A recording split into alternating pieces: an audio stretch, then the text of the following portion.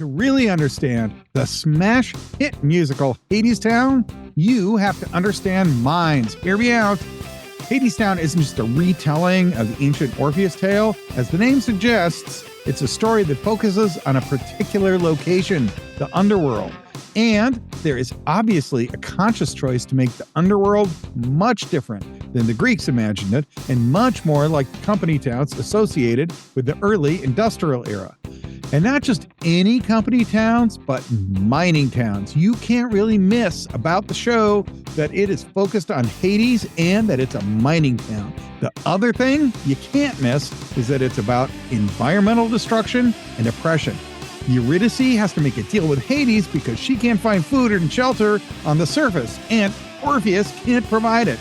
The only one with control over resources is Hades, and he is obviously mostly interested in keeping himself at the top of the food chain. The show is an invitation to think about the themes in the Orpheus myth, but to do so in the context of a real world threatened by growing levels of corporate control and ever greater threats to the natural environment. And it's all centered around mines. So what makes mines so important to the central theme of the show? Well, grab your pickaxe, put a canary in a cage, strap on your hard hat, and let's go into the tunnels together on this episode of Theater, History, and Mysteries.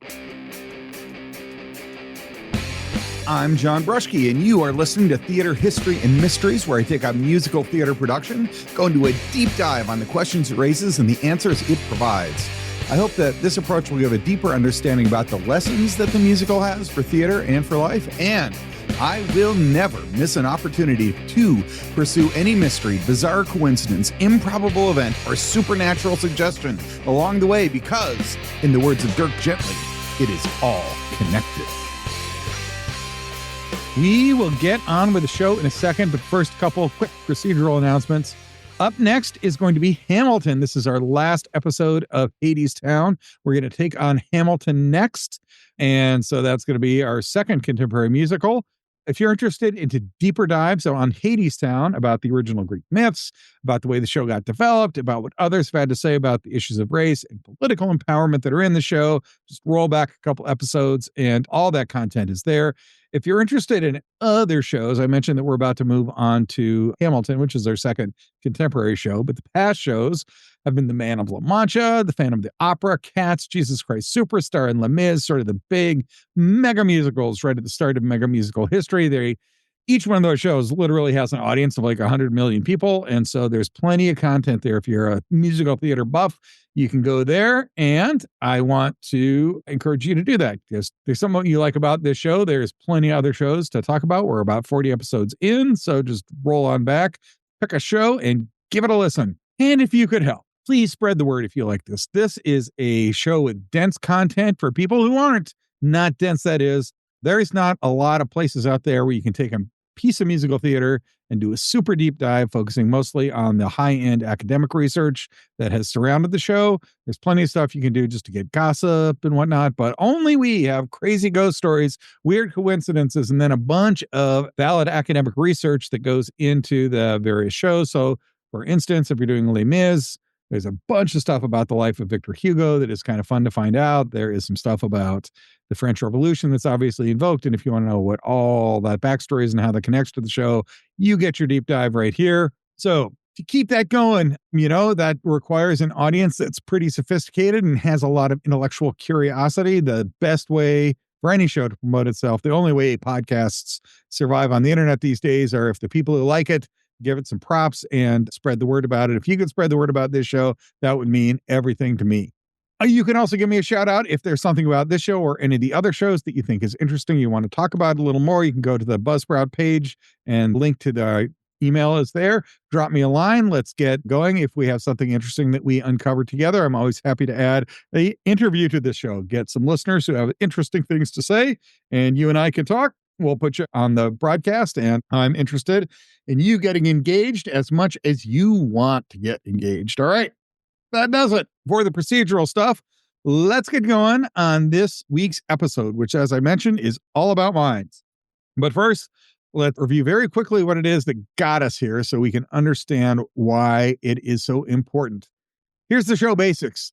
Orpheus is basically the first rock star. He's the first great musician, literally a traveling bard with a guitar. Sure, maybe it's a golden lyre that was given to him by Apollo, but whatever. He's got his axe and he's walking around singing songs, and he is going to save the planet with his song. His plan is he's going to go to Hades. He's going to play a song so incredible, it's going to convince Hades to let him go, let him take Eurydice and leave hell together. He almost does it. He gets to the very end, then he turns around and looks. So it's not really a happy ending. And what I just kind of summarized is true to all of the different versions of the Orpheus myth, including Mitchell's. At the very end, Orpheus looks back. He kind of blows it. He and Eurydice have to go back to hell. But what is important about Hadestown is at the end of that, everybody raises a cup to Orpheus and says, great job for trying. What matters was not that you succeeded. What matters is that you put your heart out there and you tried to change the world with your art and tried to do that in the face of impossible odds. That is great. All right, that is the show in 90 seconds or less. Now, what does all that mean about the climate crisis? Because obviously it's a show about the environment and environmental destruction. It's set in a post-apocalyptic future, which might be closer than we'd all like. And what does the show tell us we ought to do about this? It is clearly a call to think about the issue and maybe a call to action. So what have other people made of this? Well, there's at least 4 different views that we reviewed on the last show, but our thumbnail sketches are number 1. It is totally Sisyphean. You are never going to win. You can't beat City Hall. Our author today thinks this is one possible interpretation. And given the ending, it's not very far off to say that there might not be a great solution. One thing is you got to fight. You got to keep fighting. The fight never ends. But yeah, don't think you're going to win. And that most of the time you're going to fail. But there's value in trying. So the first vision is that it's not really a show about success or about taking a political stance that is going to be effective. It's a show about the importance of trying, even though it probably won't be. That's the first view. The second view is that the core issue is white supremacy, that it's not just that American society, and in fact, most of what we now call Western civilization has power in the hands of a very few people. It's that it's power in the hands of a very few white people, that there's always been this assumption that white culture is better than all the other cultures, and that justifies a whole bunch of the terrible things that have happened. So you got to name it, you got to call it out, and you got to make that central as the message of the show, and that is what we should be focused on when we watch Hadestown. That is, according to Neil Wilson of Texas A&M, is not the only person to think that, but has articulated it very clearly and in the context of her article about Hadestown. There is a third view, and that is that memory and critical thought are the key to challenging big power systems. That's according to Valerie Lynn Schrader. She was the author on that. She's from Penn State. She cites heavily Antonio Gramsci and Hannah Arendt. Those are 2 big philosophers.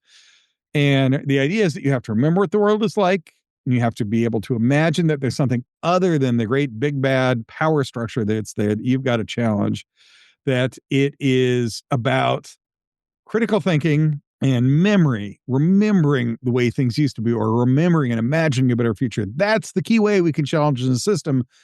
That is definitely the view of Valerie Schrader. That definitely does come from Arendt, and Gramsci definitely does say that that's pretty much what a big power structure is like. But really, I'm not convinced that that's the Orpheus story. Orpheus is not trying to take down Hades based on memory and critical thinking. He's trying to take down Hades with a song and with music and with beauty. And so, although I think there's some value to thinking about the importance of memory and the importance of being able to challenge the system, I'm not sure that's what is in this show. Which gets us to the fourth view, and that is that the key, the thing that'll challenge it, is love and hope and trust, and especially trust. There's a pastoral psychologist named Melinda Sharp who relies heavily on Howard Thurman, somebody else named Howard Thurman. And Melinda Sharp's point is not just you can try again, but if you try again doing the same thing, you're probably not going to succeed. You want to try again, but what's keeping you down is deception. You're being lied to, and doom, and the sense of hopelessness and alienation from everybody else. And if you want to do it right, you have to replace all that with things like love and connection and collective action. And that is something that Melinda Sharp adds. I'm embellishing a little bit there on what Melinda Sharp has to say, but that's definitely the fourth view, that it's not just about trying again, and it's not about getting some big philosophy right. It's about identifying the things that big hegemonic power structure has that are separating and make it hard to overcome, and replacing that with something better. Okay, that's all by way of review. That most of that is in episode 7. If you want to go back and give that a listen. Today, we're going to take on a possible 5th option. And this one comes from Jason DeLara Molesky from 2023. He's got a PhD from Princeton. He's now at St. Louis University, where he's working as an English professor and writing articles about things like Hadestown. But his bona fides do not come from his academic credentials. He himself worked for years as an underground miner, like not just I've got a job for a mining company, but I strap on that helmet, get in the cart, go underground, take part in the mining labor, and I am center of that. And he's not just a miner, he's a miner in a town named Ellsworth, which is named after the industrialists who founded the town on the basis of the mine that he owned, and totally he extracted the resources from the planet, right? So that's what a mine does, right? So his wealth is based on that, but also, of course, had to do it by keeping down the workers and oppressing them and keeping them from exerting their own rights. And he became fabulously wealthy as a result. He then spent that wealth making himself something like a nouveau riche patron of the arts. He, for example, bought himself a Gutenberg Bible because, who doesn't need a Gutenberg Bible? But you can just tell when you read Jason DeLara Molesky's work that he totally gets that there's a billionaire 1% class and that they are keeping power away from everybody else. And he knows it not just because he's read about it and read a bunch of theories, because he has lived it. In fact, here's one of the quotes from his article is that he has a, quote, great uncle who, at age 15, lost his right eye to a mercenary's tear gas canister while visiting his striking father on the picket line, end quote. He's not just a guy who has worked in the mines and not somebody who has seen the danger of mine work firsthand, but somebody whose family is intimately connected with the labor movement and has faced down the thugs that are used by the bosses to keep them out. All right. That is Jason DeLara Molesky's background. We are going to now take a step back, give a little context to what that whole history of mining is, and then work forward to why that is an important plot point or important choice for the theatrical production Hadestown. And here I'm mostly going to be cribbing from the history.com entry. I'm going to switch a little bit through to the Yale website, and I'll let you know when that happens. But the biggest step back is that the history of mining starts with the Industrial Revolution. And when and where that starts is, of course, a little bit difficult to pin down. But in 1793, the very first textile mill is founded in Pawtucket, Rhode Island. That is a key starting point, or an easy thing to point at and say, all right, whatever the Industrial Revolution is, that seemed to be a moment where it became concrete. That was only 1793, and by the 1840s, we are now on full-on Industrial Revolution. There are now steam engines. Steam engines, of course, need coal, so you need coal mines. But there's also a whole system of communication systems and banking systems that are coming together to make capitalism modern capitalism. There'd always been businesses, but they'd mostly been owned by a family or a sole proprietor or some guy who could lose it. But this whole legal entity called a corporation is just starting to become a thing. And for that to work, there has to be a very complex system of banking and a way for banks to communicate with one another. And it's all starting to get intertwined. Is it all connected? Heck yes, it's all connected. And Nance Mitchell knows it's all connected. In her book, Race is definitely connected to class, which is connected to relationships, which is connected to the mining system. You can see the connections there. And almost everyone who studies the Industrial Revolution says it's not like a one-off. And it's not just that coal got discovered, that fossil fuels got discovered, but we went from, there was labor, and then there was a thing called capital. There was this new thing called management, right? And that the power systems, the kings and the church were getting replaced by the corporation as this big monolithic, the big power player in the room, the big bad, the big entity that had all the power. And just like the bad popes and the bad kings before them were keeping the power to themselves and keeping everybody else at the margins. And it was accelerating rapidly in the 1840s. So that takes stock of what how big the change is. In the year 1900, the U.S. fleet of cars was exactly 8, not 8,800, 8. There were 8 cars on the road in 1900. And here we are, 126 years later. And, cars are ubiquitous across the planet. I don't know, billions of cars. We went from 8 to what the world is like now in only 126 years. all that required a whole bunch of fossil fuels and fossil fuel extraction. It's an awful lot of stuff that happened in a really short time. And it all involved industry and the exploitation of natural resources. And it also included lead gas. If you are not, as I was not just a couple of years ago, really tuned into what happened with the lead in gasoline, I want you to check out Mark Chrysler's podcast. It's called The Constant, and he's got a couple episodes about what has happened with lead gas. That wasn't just like we were extracting fossil fuels and burning them. We were burning them and putting toxic elements into the world that we were all breathing, we were all exposed to. It was one of the biggest cultural and economic and environmental catastrophes of all time. In fact, a little bit later in the show, we're going to talk about the Anthropocene. But the big step back is that we are moving in 1793, we didn't even have textile mills. And then during the course of the 1800s, we developed what is a current modern capital industrial economy. All that happened with this whole process of industrialization, which was a lot of resource extraction happening in a really short time. And important to our show today, important to the show of Hadestown, this definitely came with some exploitative labor practices. There were long hours and low pay and child labor and bad safety conditions. And these all resulted in labor unions. And okay, I just want to give a full appreciation for what was happening in these company towns. The companies would go out and they would recruit people from like the deep South, sometimes from the inner cities, but also from Europe, and they would promise them great jobs. I mean, just think, what do sex traffickers do? Same thing. Find somebody who's desperate, separate them from their family and any social connection, bring them in and promise them a good job. And then that job ends up being sucky. There are long days. There are bad safety conditions. Lots of people are dying. I'm going to give you a number in a sec, but it's a lot and a disturbingly large amount. And then on top of all that, the way labor was treated was basically the company would set up the town. They'd set up the company store, which is the only place that you could buy stuff. And then they would hire private security, think Pinkertons. It was a different private security company, but same general idea. And they basically walk around like prison guards, and they would not let you talk, right? If you started talking smack about how bad the working conditions were, they would beat the living crap out of you, maybe just shoot you in cold blood. They wouldn't let you leave to go buy your stuff somewhere else. You couldn't quit. If you got out of line at all, you were subject to the immediate attack by essentially an unaccountable private security force.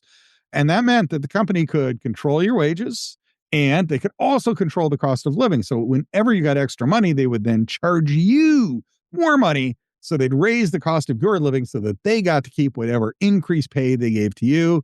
It was bad. All right, I'm going to give you a couple facts here to round out just exactly how sucky it was. I'm going to read an original historical document. I almost never do that on the show. I listen to a bunch of history podcasts myself. Now it's always fun when you get to hear the original historical documents. I think this is the first time I've ever done it, but here we go. This is a letter on company stores from M.F. Moran to Edward Robertson, labor commissioner in 1890. So this is from M.F. Moran. It goes, Wheeling, West Virginia, November 6th, 1892, Edward Robertson, Esquire, Labor Commissioner. Sir, I received your letter asking for information.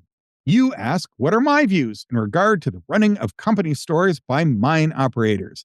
I have for many years been pronounced regarding my views as to the truck, whereas you have it, the pluck me store system, either in miners' mills or agricultural communities or anywhere else. It has been my misfortune to see its impoverishing and enslaving work all over the mining regions of America, and the system is regarded by all classes of workmen as the greatest curse that afflicts the mining craft. It is, strictly speaking, a relic of the barbarous ages of the past. Wherever it exists, the system calls for the severest condemnation. End quote. There is more to the letter than that. I'm going to stop there. You go, M.F. Moran. I think that's a pretty, he's not pulling punches there. I think he's got a pretty good take.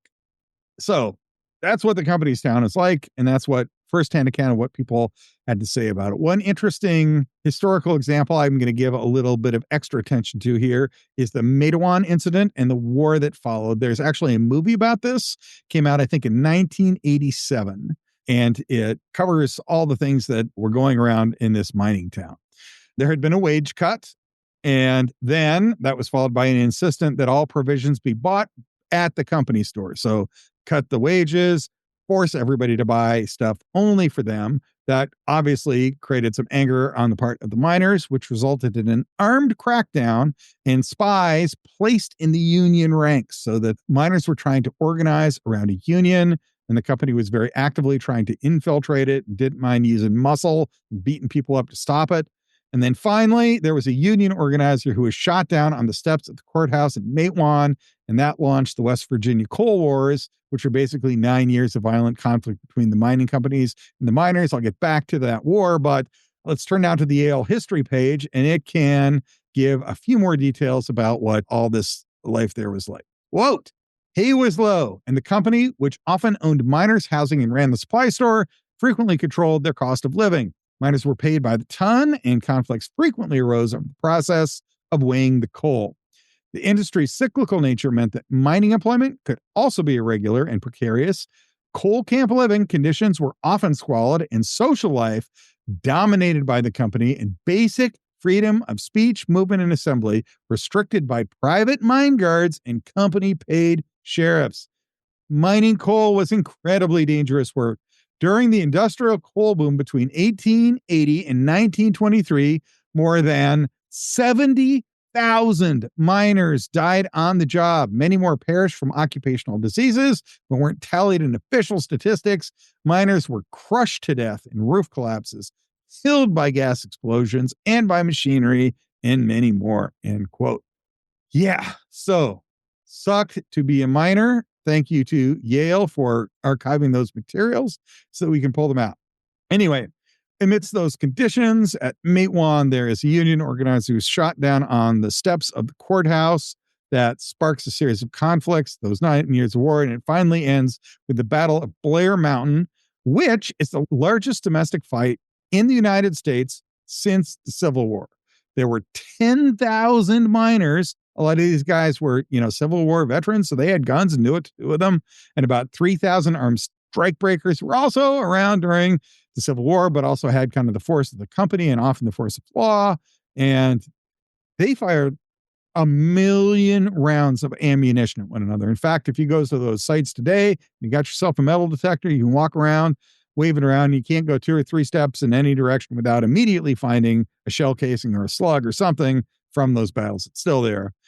And it ends when President Warren Harding sends in the National Guard to take out the miners. And that caused some bitterness. It, at the moment, crushed the mining movement. There were, tens of thousands of unionized miners. Before the National Guard came in, there were only about 600 hardcore guys that hung on to it. And finally, in about 1935, it was legalized. Their right to unionize was legalized, and the United Mine Workers became one of the key unions in the history of union activity. And in fact, just the ability to form a union, bargain collectively, and for all of them to gather together and say, hey, we all think this sucks. You can't just pick us off one at a time and negotiate separate contracts. That right to collectively bargaining was central to the whole mining operation.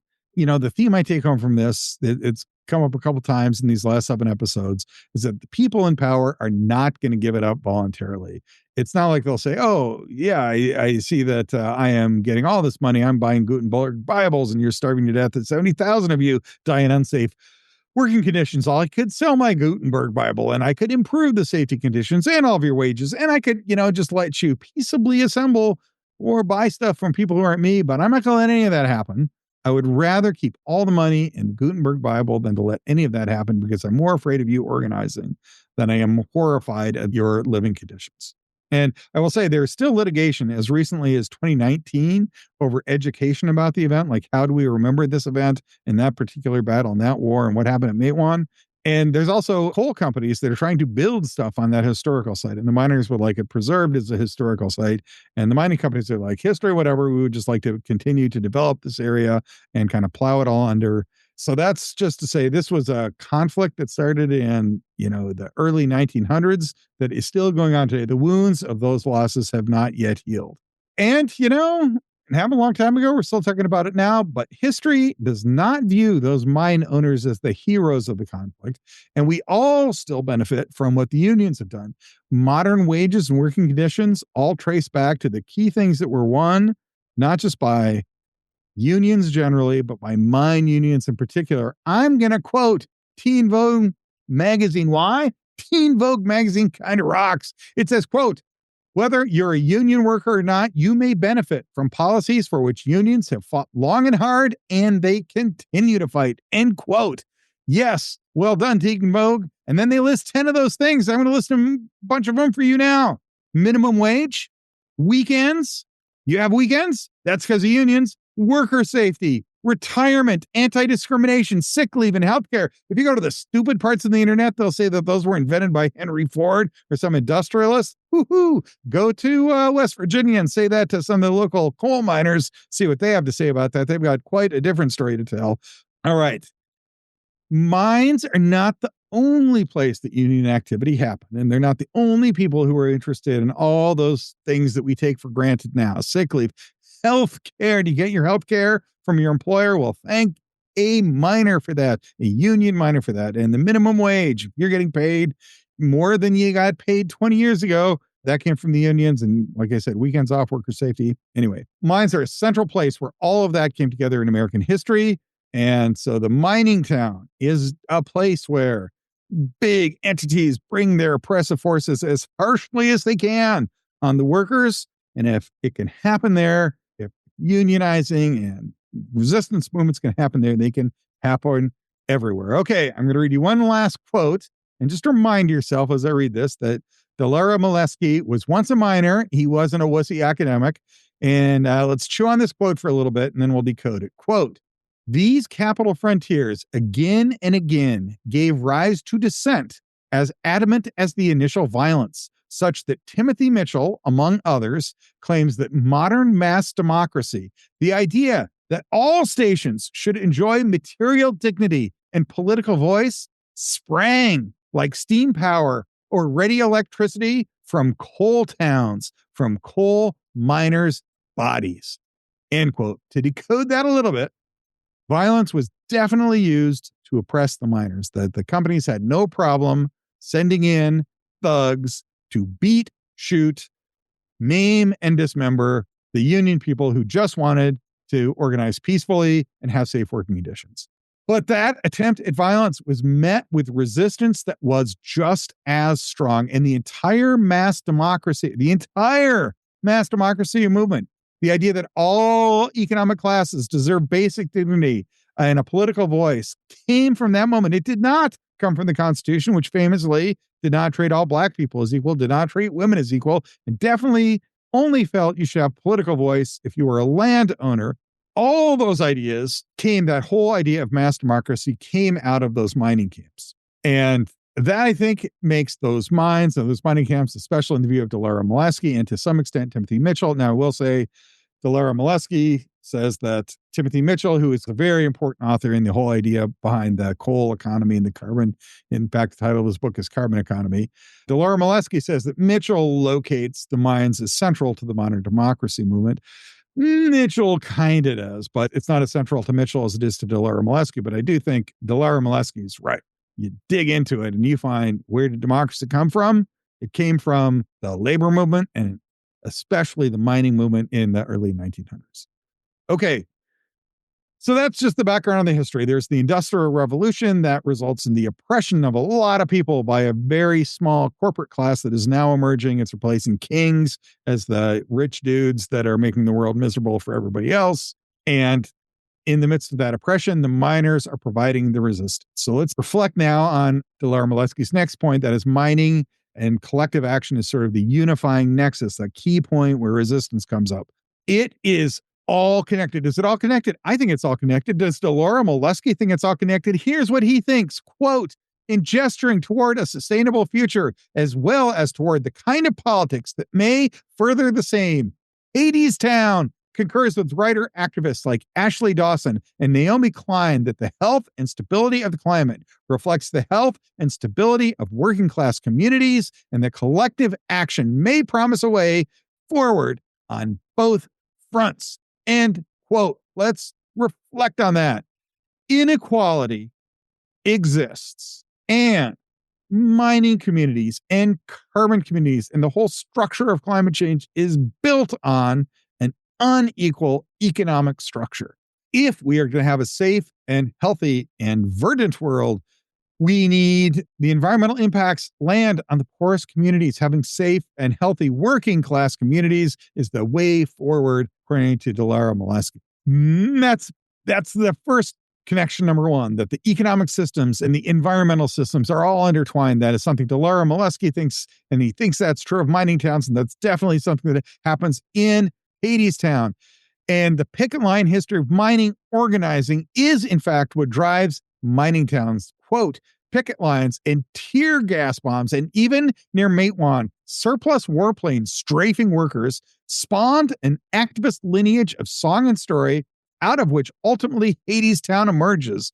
In the U.S., women disproportionately spearheaded the effort, perhaps because, as Tilly Olson argues of Rebecca Harding Davis, they understood an adjacent breed of oppression. Many in this line of company town writing have sung their versions of the old song at issues in Hadestown. Seen from this perspective, the musical's closing note of repetition celebrates the tenacity of radical art and the resolve of diverse working class people like Mitchell's Eurydice, who together might once again alter the geological future, this time for the better and of their own accord. End quote. I just want to reflect on what we academics would call the intersectional nature of those issues. Now, there is a reference in there to surplus warplanes. Yes, that happened, that the National Guard and even some of the private security got warplanes to come in and bomb and strafe workers who were on strike, as is often the case. Those in power do terrible things, commit violence, wait for the dispossessed to counterpunch, and then bring the hammer down on them as hard as they can. They did that with warplanes. But I am also struck at how women were always central to this effort. And according to Dilara Molesky and Tilly Olson, who Dilara Molesky cites, women understand the way that these oppressive things intersect with one another, and they see that there's a fight, there's a commonality amongst the dispossessed, and that they've got to be a part of that, and women take up that mantle. So what Dilara Molesky, I think, is suggesting is that there is a bunch of interconnections, and that means that labor movements, mining towns, resistance at the site of the greatest oppression is a really important part where all of the mass democracy springs from. Okay, how does all that connect back to our big central issue? What do we do about the environment? Because you can't miss that this show is about the environment, and you can't miss that it's about a mining town. Now, how do we pull those two together? All right, well, I just want to take a minute and say, let's start by acknowledging there is really an environmental problem. There's a real environmental crisis, and it's happening in this country. According to Dilara Molesky, their military is actually prepping for various climate disasters. So there is an opening, like, if you're wondering if it's real, right, and you think those climate deniers might have a point, I encourage you to educate yourself a little more. There's plenty of good places and good sources of information, but at least put in the back of your head, if you think it's all fiction, why then is the military planning war scenarios on the basis of environmental crises that are caused by climate change? For Dilara Molesky, that's pretty compelling evidence. It is for me too. But here I'm also going to crib from the World Economic Forum in 2023. Here we go. Quote, the climate emergency and its effects compromise the top 3 risks to the world over the next decade, according to the World Economic Forum's Global Risks Report 2023, with failure to mitigate climate change as the risk with the biggest impact on life on Earth. A global survey commissioned by the forum and conducted by Ipsos found that more than half of adults on the planet say climate change has already had a severe impact on their lives, and that a third fear it may force them from their homes. End quote. Yeah, okay, so that's bad. There were other quotes that we had in episode 7, but climate change isn't just bad. We are not just at a climate problem point, right? The show Hadestown is about a post-apocalyptic future, and right now we are on track to arrive at that actual future. And in particular, the question is, what the crap can we do about it? And one of the major problems is the belief that it is simply too late. And that's an issue, right? The whole idea that it's Sisyphean, that there's nothing you can do, that we can give up. You ought to give up. This is, again, from the World Economic Forum in 2023. It's a bit, it's a little quote-tastic here, but I think it's worth it. Quote, and yet, researchers have found that increasing numbers of people say that it's too late to save the planet. In fact, it's becoming the leading climate myth globally, outpacing arguments that the science is wrong or that the rising temperatures are not due to human activity. A study by academics from the UK, Ireland, and the United States found that the argument that it's too late has become the dominant climate myth among climate skeptics over the last 10 years and said it was holding back climate action.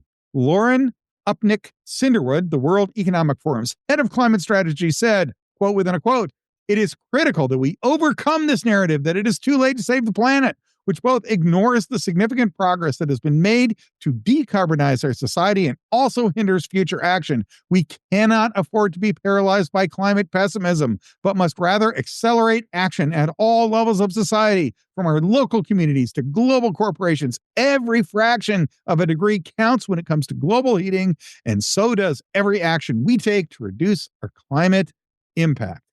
End quote. All right, so let's just reflect on that. And we'll get back to this in Hadestown and its concluding message. But climate change is real. And a huge problem that we face regarding climate change is that people are giving up hope. Or they think that it's too late, or they think there's nothing to be done.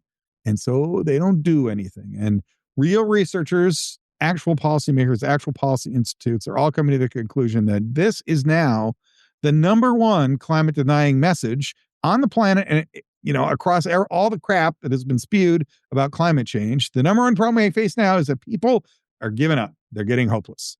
All right.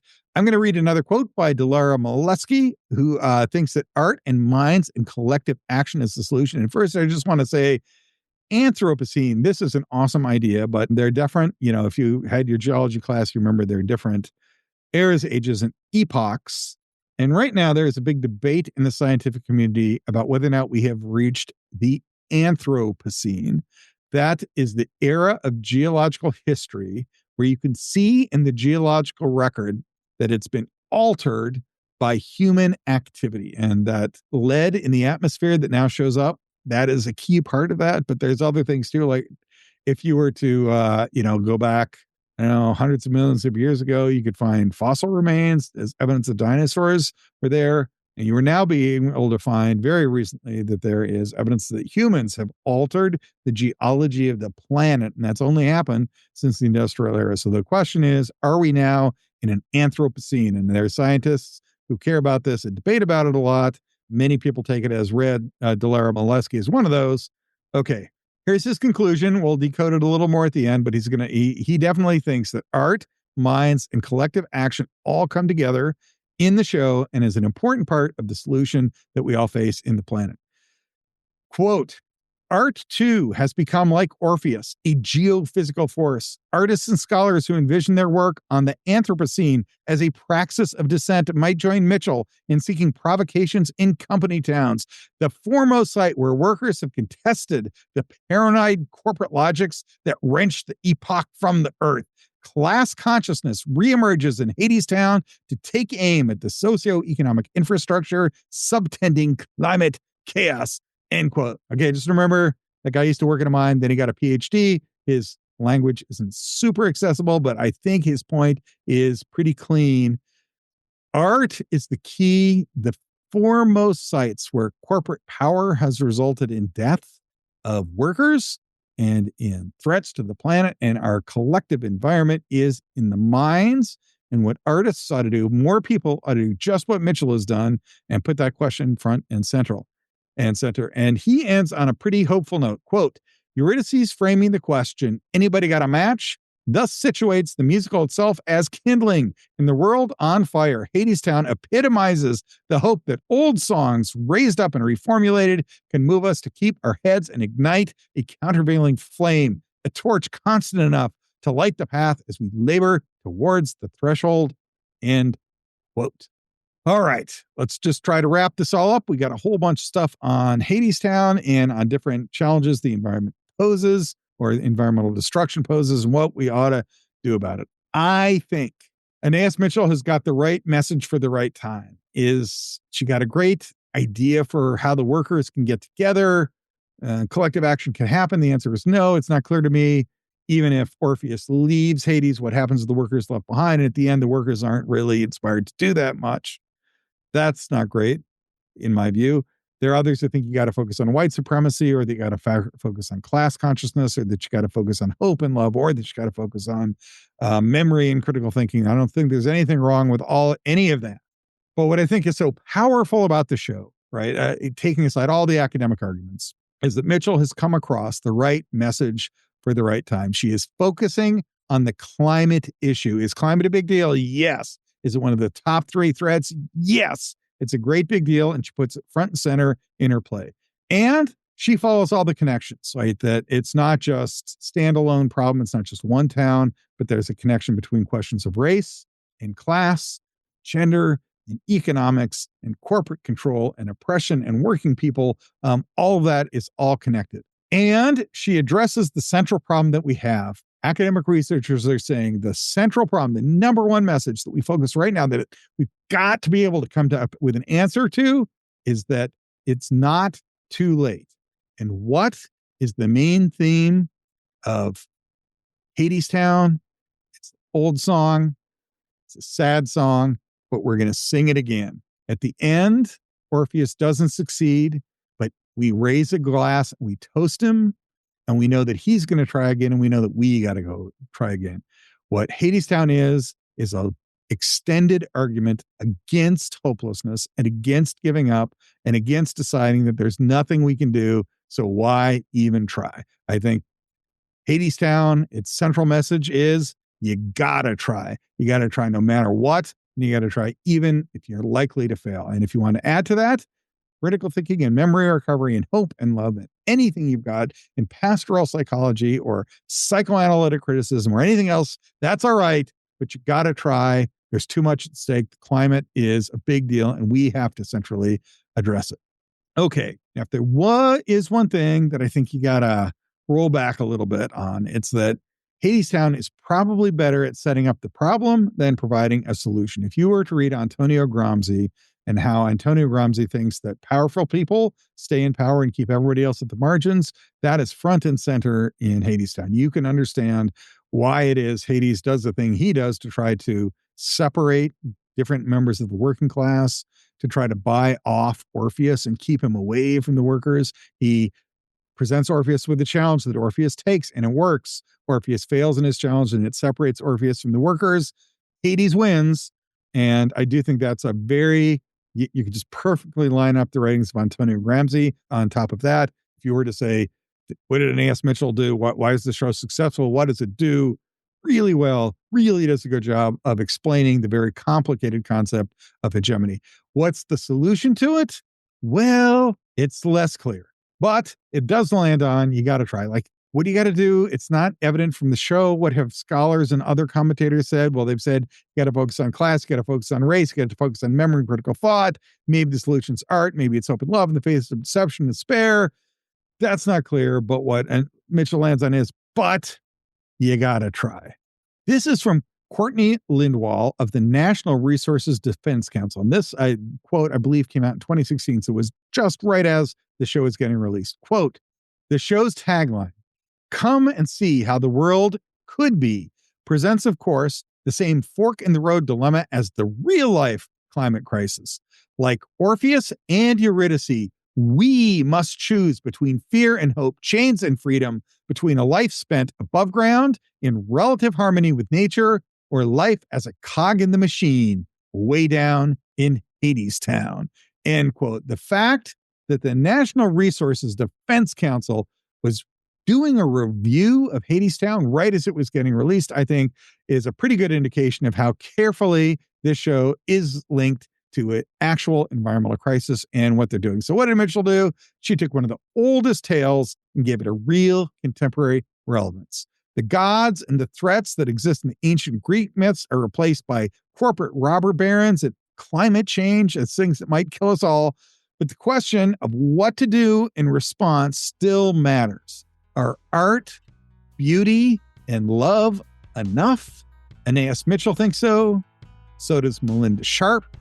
So does Jason Delara Molesky. And frankly, so do I. I hope you think that at least a little bit.